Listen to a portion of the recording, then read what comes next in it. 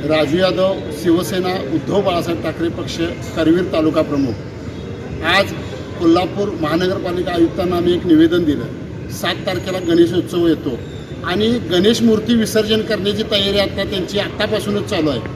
ठिकठिकाणी कायलीची व्यवस्था केली जाते असे महापालिका सांगते, पण आपलं हिंदू शास्त्र काय सांगते, वाहत्या पाण्यात गणेश मूर्ती विसर्जन झालं पाहिजे। वर्षभर इतके नदी प्रदूषित होते, त्यावेळी हे महापालिका असेल, प्रदूषण नियंत्रण मंडळ असेल, हे झोपा काढतं आणि हिंदूंच्या सणाला, काही पुरोगाम्यांच्या सांगण्यावरून हिंदूंच्या सणाला हे महापालिका असेल, जिल्हा परिषद असेल, प्रशासनच आता पुरोगामी झाले का काय अशी एक शंका येते। तर आम्ही हिंदुत्ववादी, सकल हिंदू समाज, हिंदुत्ववादी संघटना आणि हिंदू जनजागृती समितीच्या वतीने कोल्हापुरातील समस्त जनतेला आवाहन करतो की वाहत्या पाण्यातच गणेश मूर्ती विसर्जन झालं पाहिजे आणि जर प्रशासन आडवं येत असेल तर त्याला जशास तसे उत्तर देऊन संघर्षाला आम्हीही तयार आहे।